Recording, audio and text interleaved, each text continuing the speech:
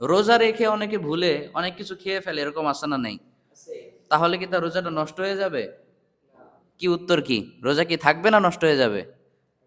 দেখি আমরা হাদিসে কি বলে, তুমি বলো হাদিসে কি পাওয়া যায় আমরা দেখি।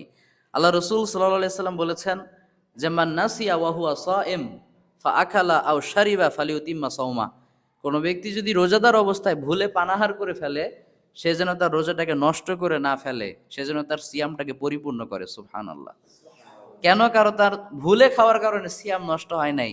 ফা ইন্নাল্লাহা আতআমাহু ওয়া সাকা, কেননা আল্লাহই তো তাকে পানাহার করিয়েছেন, ঠিক কি না? আমি যে ভুলে খেয়ে ফেলেছি, এটাকে আমি খেয়েছি না আল্লাহ খাইয়েছে? আল্লাহ খাইয়েছে। আর আরেক হাদিসে তো স্পষ্ট এসেছেই, ইন্নাল্লাহা তাজাওয়াজা লি আন উম্মতি আল খাতা ওয়া নিসিয়ান ওয়া মাস্তুকরিহু আলাই। আল্লাহ রাসূল বলেছেন আমার উম্মতের থেকে 3 প্রকারের গুনাহ আল্লাহ মাফ করে দিয়েছেন। সুবহানাল্লাহ। কয় প্রকারের? 3 প্রকার। একটা হচ্ছে আল খাতা, মানে ভুল করে যদি কেউ অন্যায় করে ওই গুনাহ আল্লাহ লিখবে না।